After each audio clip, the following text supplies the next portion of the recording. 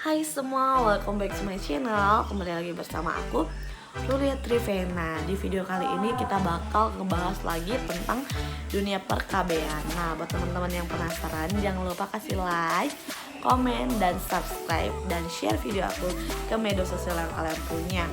Nah, jadi sebelum kita melanjutkan membahas tentang dunia perKB-an ini, itu banyak sekali orang yang tidak tahu bahwa KB itu bisa digunakan juga oleh pria, ya kan? Jadi kebanyakan yang lebih dominan itu adalah si perempuan yang menggunakan KB. Padahal kalian tahu nggak sih kalau wanita itu terkadang ada juga loh yang nggak cocok dengan KB, baik KB suntik, KB spiral, KB implan, KB apalagi ya, pil. Jadi nggak semua wanita itu bisa menggunakan KB. Nah, kalau si wanitanya atau si perempuannya tidak bisa menggunakan KB, kenapa tidak si laki-lakinya aja gitu kan ya? Ya, ternyata laki-laki itu juga bisa loh menggunakan KB untuk mencegah kehamilan. Jadi aman buat si perempuan dan aman juga buat si laki-laki. Nah, apa aja sih? Jadi aku sudah mengutip beberapa materi kali ini dari artikelnya Hello Sehat. Jadi kita akan bahas empat jenis KB laki-laki. Nah, jadi ada 4 tadi ya jenis KB untuk pria. Jadi aku bakal ngebacain dari 1 sampai 4 jenis KB ini yang aku kutip dari Hello Sehat. Nah, kenapa sih?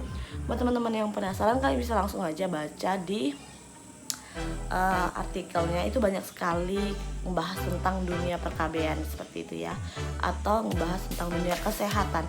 Buat teman-teman yang mau tanya juga kalian bisa kunjungi situs Hello Sehat gitu ya. Nah, untuk buat teman-teman yang malas membaca atau bagaimana, kalian bisa langsung aja nonton video aku di sini supaya lebih jelas ya. Aku bakal membacain sedikit.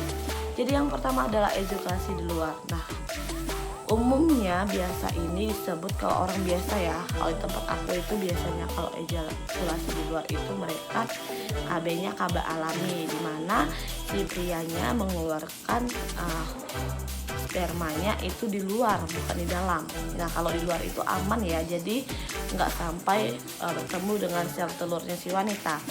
Tapi yang kalian tahu kalau si pria dan wanita si prianya mengeluarkan spermanya dalam vagina, itu tentu sperma akan menuju ke sel telur dan bisa saja menghasilkan atau membuahi di dalam kandungan. Nah, itu adalah salah satu contoh KB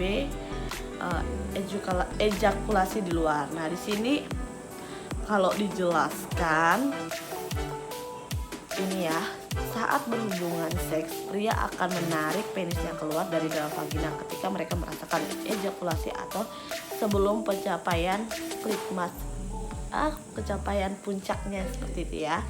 Nah, kelebihan metode ini ya, menerapkan metode ini bebas hormon dan praktis, jadi aman ya. Jadi tidak mengkonsumsi obat-obatan seperti itu. Nah, kekurangannya menggunakan metode seksama terputus membutuhkan kemahiran pengendalian diri. Ini perlu banget ya kekurangannya, karena biasanya si laki-laki kalau udah keenakan gitu ya, jadi mereka itu lupa untuk ya kan, jadi bisa terjadilah pembuahan seperti itu.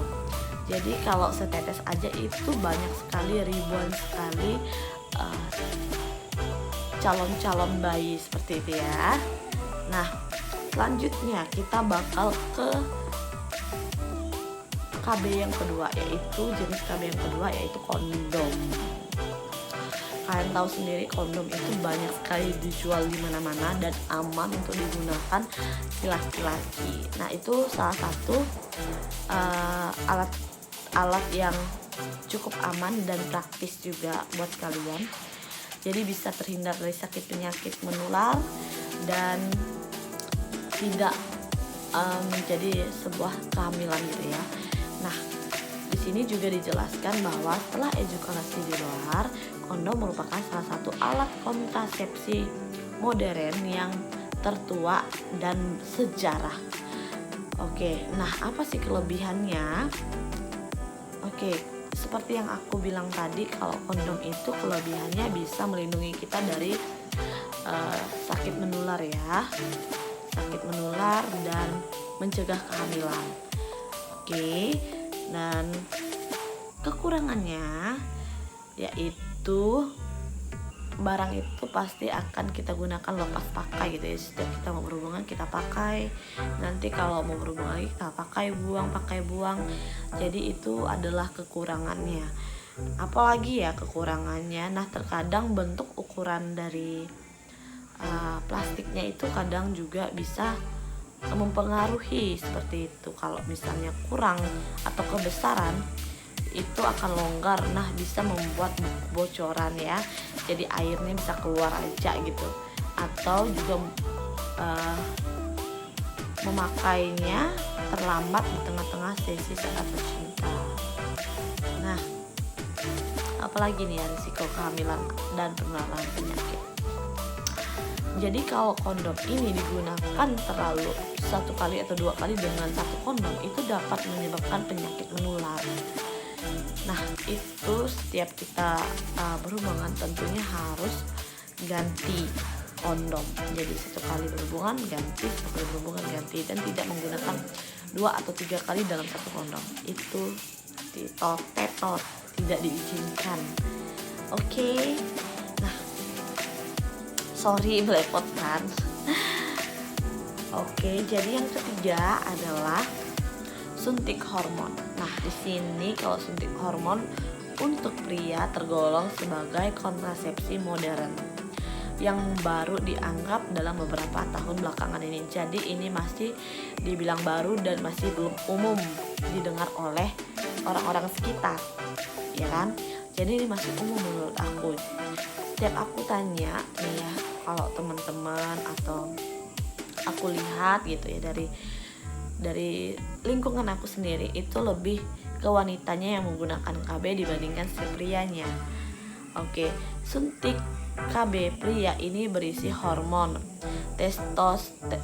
testosteron sintesis dan progestin atau hormon wanita sintesis, untuk disuntikan setiap 8 minggu sekali.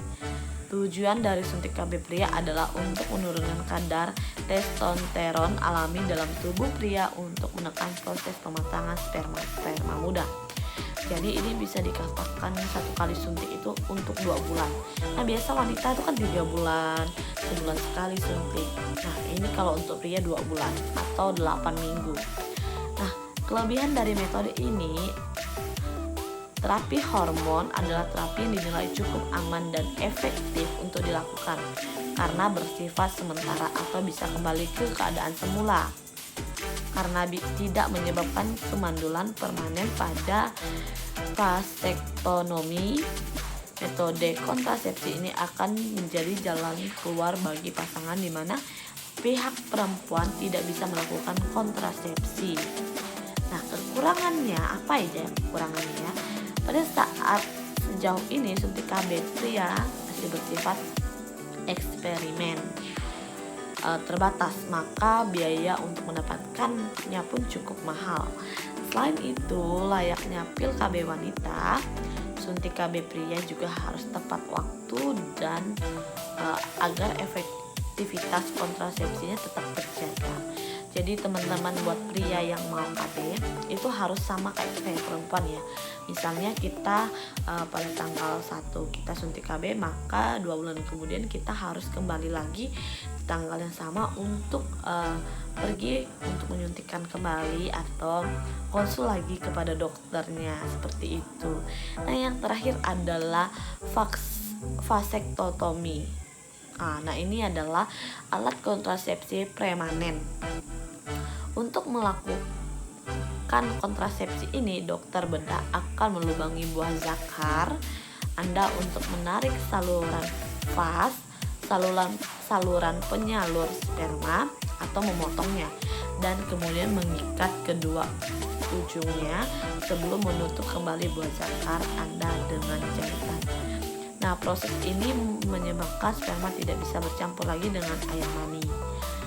Terus, apa kelebihan dari KB ini?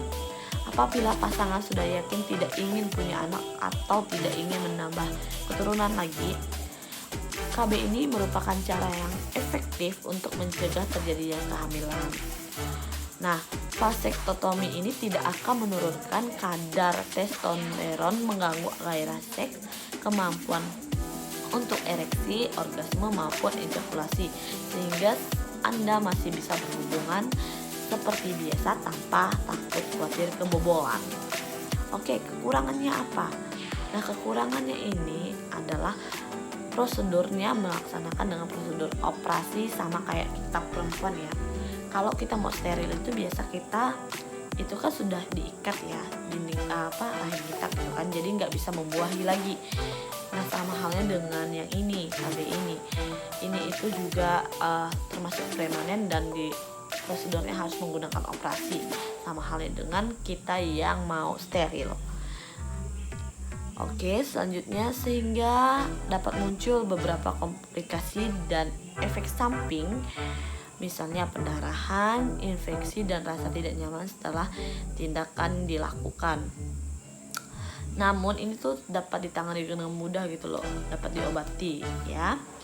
Nah, terus apalagi nih? Anda juga harus menggunakan metode kontrasepsi lain sampai 3 bulan setelah vasektomi karena masih mungkin ada sisa-sisa sperma yang mengapung di sekitar ujung bukan vas yang dapat menyebabkan kehamilan, kemungkinan kecil ya. Jadi itu adalah 4 jenis KB yang dapat aku jelaskan sama kalian, yang perlu kalian pahami meskipun kalian masih belum paham mengenai perdunia KB seperti pria. Kalian bisa belajar lagi dan membaca banyak artikel. Di sini kita sama-sama belajar untuk bisa mengetahui dunia kesehatan ya. Jadi aku juga belajar, teman-teman belajar, dan kita sama-sama belajar untuk mengetahuinya. Jadi saat ini mungkin videonya sampai di sini, dan jangan lupa kasih like, comment, dan subscribe, dan share video aku ke media sosial kalian, dan jangan lupa untuk subscribe. Bye bye. I'm sorry, aku tuh lagi